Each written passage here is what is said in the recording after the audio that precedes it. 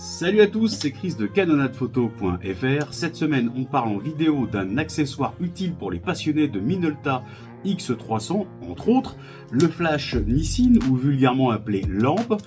Pas facile à trouver, si ça vous intéresse, on regarde la suite en vidéo.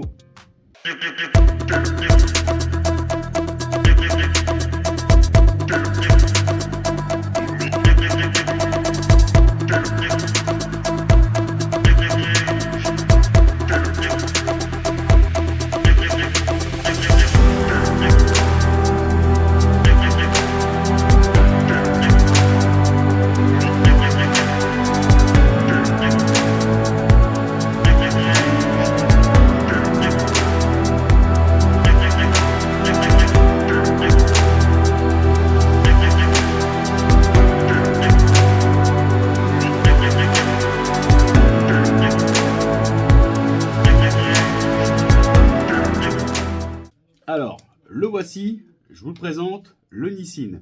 Plutôt sympa, une tête un peu rustique mais plutôt agréable. Je vous montre l'arrière. Moi, je le trouve plutôt sympa également. Alors, beaucoup d'explications, beaucoup de chiffres, mais vous verrez que c'est lié entre les ISO et puis l'ouverture de votre diaphragme en 2.8 jusqu'à 5.6 pour celui-ci. Alors, j'ai pas toutes les explications, je pourrais pas vous donner tous les détails précisément parce que j'ai eu du mal à trouver la notice. Je vous mettrai un lien en description, mais je peux vous donner au moins quelques détails. Alors, sur le fonctionnement, assez facile. Voilà, il se déboîtera ici et s'enclenchera ici. On le remet tranquillement.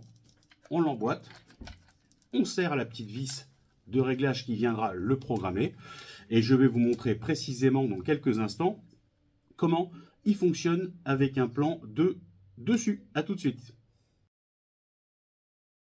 Cette fois-ci, on est reparti pour la présentation donc de ce flash Nissin qu'on peut considérer comme TTL. Alors, qu'est-ce qu'on pourrait dire?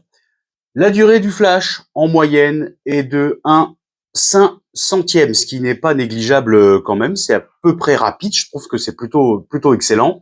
La cadence de flash en fait, alors là c'est important parce qu'effectivement vous avez deux modes, un mode manuel, un mode automatique. En mode manuel, la mesure ce sera entre 0,5 et 8, donc voilà, c'est à vous de juger et de déterminer, et en mode manuel entre 8 et 30, ce qu'on va retrouver effectivement ici entre 8 et 30. Déjà, la première chose à faire, c'est la mise en route, par ici, tout simplement. Vous allumez ici, il y a toujours un petit temps de chargement. Donc, il faudra être patient, le temps de l'enclencher. Pour que ça fonctionne avec votre appareil, il ne faudra pas oublier de mettre sur la position on, ici, toujours. Donc là, c'était le cas, on était en position on.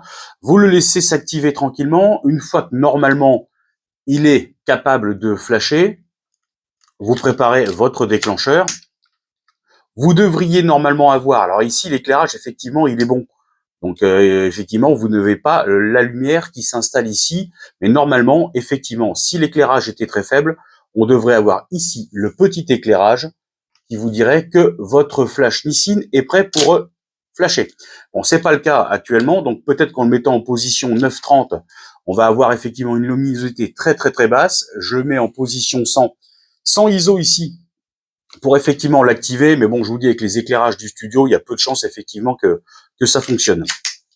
Une chose à savoir, le flash s'installe par sabot. Donc ici, vous avez le fonctionnement par sabot. Voilà, je vous le défais tranquillement, je le dévisse. Vous l'inclinez, et ici, vous avez effectivement le sabot, c'est pour l'insérer. Donc effectivement, ici, la petite tétine de raccordement pour pouvoir ici faire le contact. La flash a fonctionné. Vous voyez comme quoi la mise en route se fait. Donc la synchronisation, normalement, elle est automatique. Avec le Nissin, effectivement, il existe ce petit câble que vous pouvez connecter. Voilà, pour les autres appareils, il existe. Voilà, faut le savoir. Mais par contre, effectivement, sur le X300, la connexion est automatique. Donc, qu'est-ce que je pourrais rajouter? Donc, effectivement, l'ouverture F2.8. Alors voilà, le flash est déclenché. J'ai envie de vous faire un test. On va faire tranquillement. Voilà. Ici, la petite lumière s'était mise en orange et ça a fonctionné. Alors, ouverture F2.8 de votre diaphragme. La portée du flash en zone sans ISO sera à peu près jusqu'à, allez, on va dire 9 mètres. Mais il faut absolument être positionné à 100 ISO ici. Vous voyez, la lumière est allumée. Ça veut dire que la luminosité est bonne. Je suis bien placé. Ouverture jusqu'à 9 à 100 ISO et normalement, effectivement, la lumière s'installe. Pour une ouverture de diaphragme un peu plus fermée à 5-6, la portée sera de 4 mètres pour l'efficacité de votre flash à 100 ISO, toujours j'insiste. Voilà. La vitesse conseillée pour l'appareil, toujours le fonctionnement, ce sera ici. Il faut absolument que vous soyez à moins de 1/60e de seconde. Si vous n'êtes pas à 1/60e de seconde, que vous viendrez régler ici, je vous le rappelle, ici 1/60e de seconde et que vous verrez ici, eh ben le flash ne fonctionnera pas, tout simplement. Il n'y a pas de possibilité que celui-ci se déclenche, quel que soit le réglage et l'ouverture de votre diaphragme. Il faut absolument que la vitesse d'obturation soit réglée inférieure à 1/60e de seconde. Une chose intéressante à savoir également, c'est que vous avez 4 piles 2A+ pour fonctionner et qui s'insèrent effectivement ici, tout simplement. Voilà, c'était important de le signaler. Donc je vous dis franchement, le flash est assez réactif. Je vous refais un petit test tout simplement. Je prépare le déclencheur. Attention, c'est parti pour les yeux. Voilà.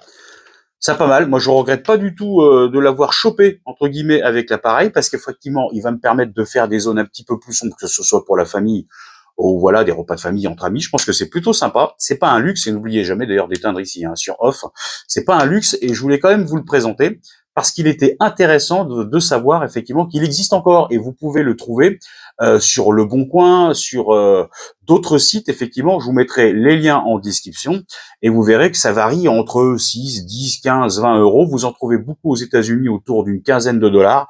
Et en France, on arrive à le trouver à 6 euros. Alors, bien vérifier effectivement que ça fonctionne. Demandez effectivement un test et regardez surtout, là, le conseil, des photos avec l'ouverture du logement de pile pour voir si ça s'est pas oxydé dedans. Ça, c'est le conseil que je peux vous donner. Voilà, cette vidéo est terminée, j'espère qu'elle vous aura été utile. Elle aurait pu être bien plus technique, ça j'en conviens aisément. Le problème, c'est que vous avez très peu d'informations sur l'utilisation de cette lampe ou ce flash Nissin. C'est un petit peu de la débrouillardise. Voilà, j'espère que l'essentiel aura été dit. Vous devez fonctionner, je vous le rappelle, à 100 ISO, des ouvertures de diaphragme de 2,8 à 5,6 en moyenne. Et puis effectivement, il faut quand même qu'effectivement l'appareil reconnaisse la faible luminosité pour qu'il puisse se déclencher. Voilà, si vous avez des questions, j'y répondrai avec plaisir. Si vous avez déjà cette lampe et que vous l'utilisez, au contraire, je suis preneur et ça peut aider les autres. N'hésitez pas à donner votre avis. Je vous invite à liker et si vous n'êtes pas encore abonné, je vous invite effectivement à le faire pour d'autres aventures et les prochaines vidéos qui vont suivre. À bientôt.